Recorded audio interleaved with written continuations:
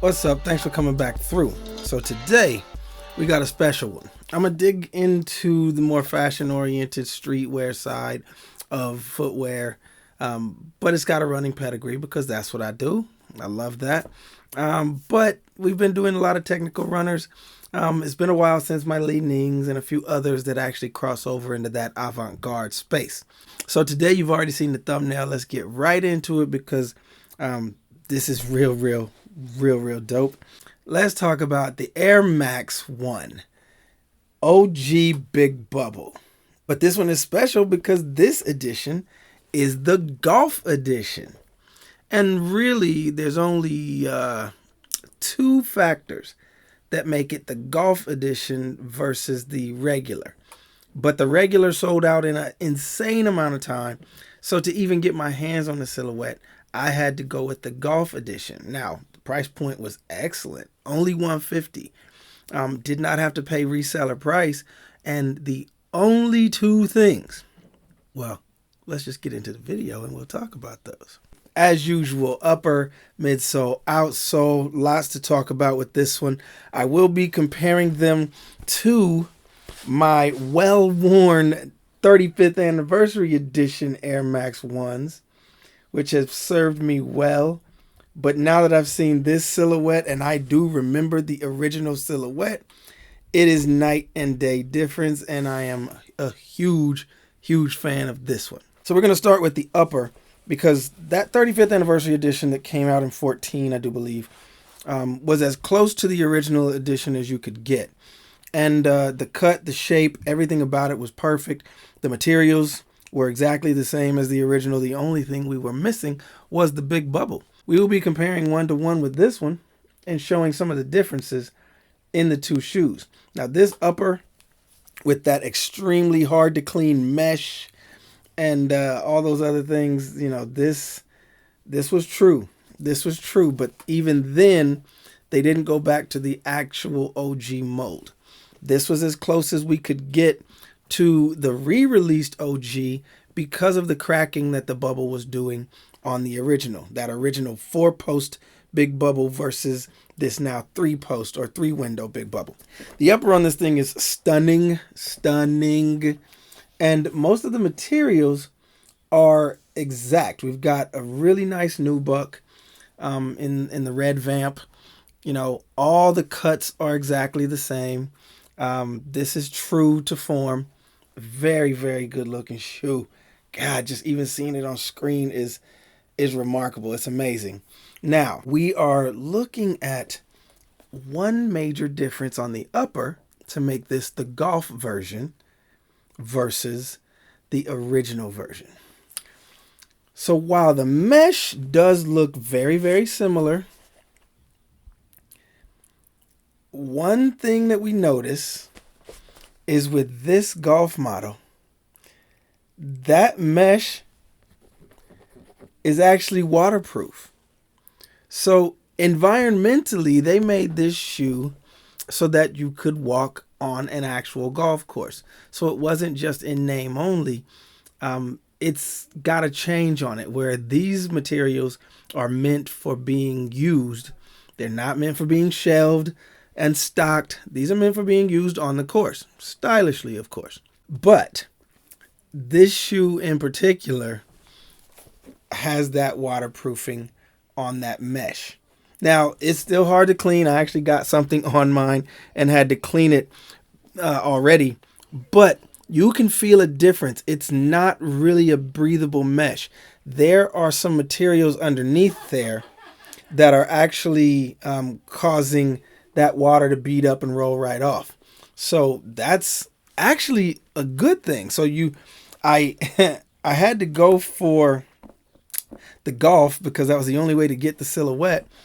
But then getting this made it a more functional shoe for me that I don't have to be so delicate with, which was interesting. Now, I don't know if on the nubuck they have some kind of treatment. The nubuck does feel traditional. It feels like it should. However, when I went to clean the shoe, I did get some beading of water.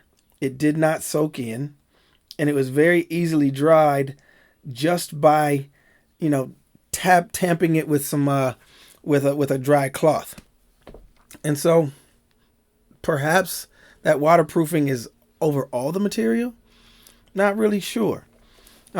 Traditional laces, so you get the same laces as you did in the original, which these are pretty traditional, but I'm liking these even more. These are slightly slimmer, flat lace, as is with the OG.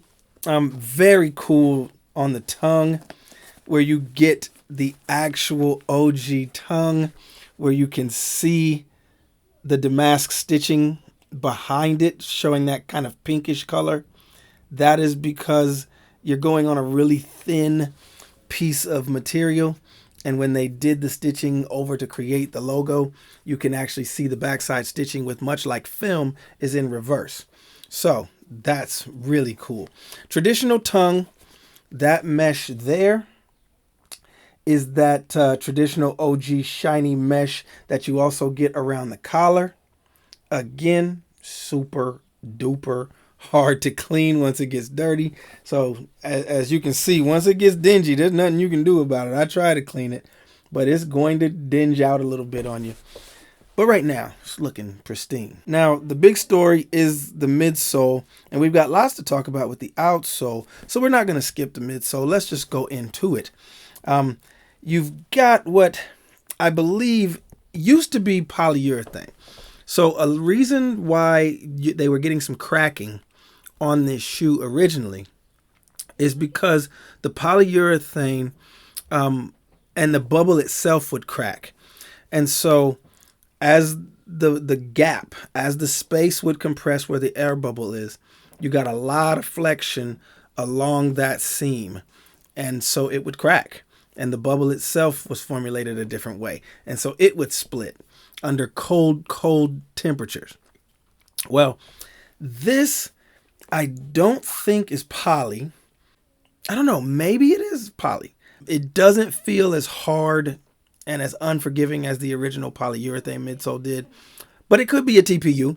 It could be a new polyurethane that's lighter and perhaps a little more malleable. You get that traditional look. You get the flex spots that are right there. And again, that beautiful, beautiful air bubble. That beautiful 4-spot air bubble versus the 3-spot. The big bubble has a lot of history. There was actually an Air Max BW, a big window, that came out later. But this one utilized that big bubble only for a certain amount of time. And then because of the cracking and because of what was happening with that bubble, they replaced it with the 3-window bubble and a much different midsole pattern. So what a lot of heads were getting upset about is the look of this one and the line there joining the spot and saying that it didn't look traditional. But the truth of the matter is this was the original.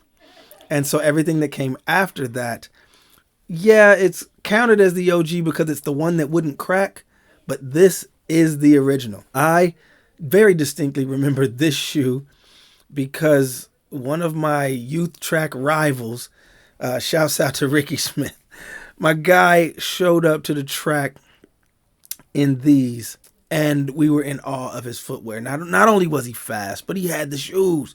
He had the shoes. And so I remember that first release being a much bigger window because he got them fresh on release.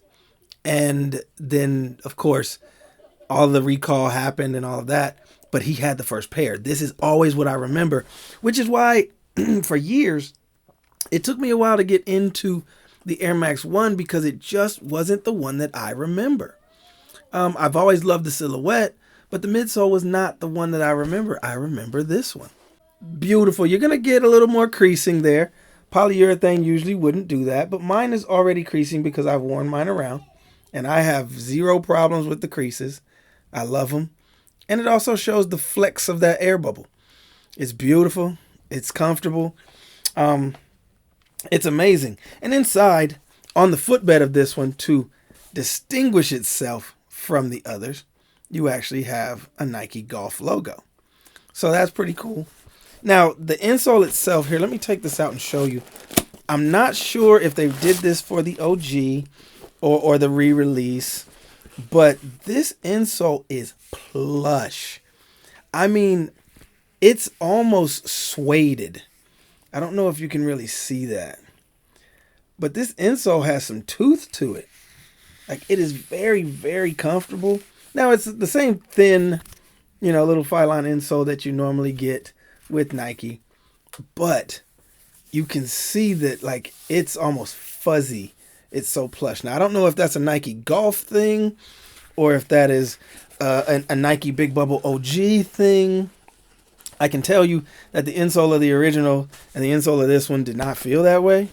So, maybe that's just a little added plushness to what was going on there. We're going to get into that outsole and talk about the general overall fit. Okay, so here's where things differ.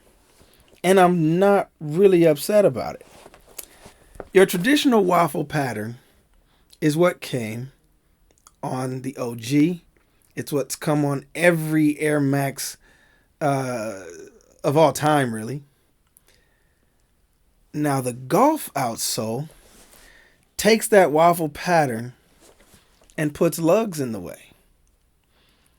So now you've got a way more rugged, way more off-road outsole. It still looks the same in all the areas, but it's definitely more of a trail outsole. It's definitely got some tooth that would give you some really good grip on the golf course. Stands up a good 1/4 of an inch on all of those lugs. And honestly, I can't say that I'm mad about it. It really doesn't change the way that the shoe rolls. It doesn't change the grip. As a matter of fact, it adds surface area. And if you look at what they did, the lugs there are actually about as high as those are. So the waffle lugs in these are around the same size. It's just that these are a little more articulated. I don't have a problem with that. And so instead of missing out because I couldn't get the OG, getting the Golf OG did the trick. No problems at all. So the fit is a little bit more snug. You can see there I've got a little indentation happening because of the bend, because that waterproof mesh material is a little bit stiffer. You can hear that?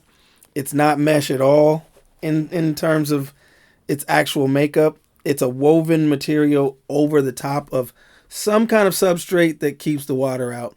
So it kind of is what it is at that point, but walking, nobody knows the difference. If you don't have your shoe off and somebody can see the golf tab, nobody knows the difference. I do love little pieces and parts that are super good, like the size on printed on the inside of the shoe, how it used to be instead of the tag. Now they still do give you a tongue tag, but that little note is just a traditional piece of the OG. Honestly, if these are still sitting, I would go get a pair. You get the look, you get the exact same feel, the exact same bubble with a waterproof upper and a lug pattern bottom. If you get the Golf, you're probably ahead of the game. I'm glad I got these versus the OG. I don't have to treat these nearly as delicately. And the truth be told, because hype is what it is and the Golf version didn't get any hype, I might be able to double up on these so that I can wear it even more. I want this to be a mainstay in my look, and I'm stoked I got it. So if anybody picked it up, let me know how you feel. Let me know if you can tell those differences. If you did not pick it up, I would go out and get a pair. They were plentiful. They were sitting on the release day, which was only maybe 2 days after Air Max Day. You can't really go wrong. As you can see, I've loved the hell out of this shoe. It's time for me to let this one be, and I'm gonna rock this one as well as I can. I appreciate y'all coming back through. Let me know how y'all feel down in the comments. We'll keep it rolling. Appreciate you. Peace.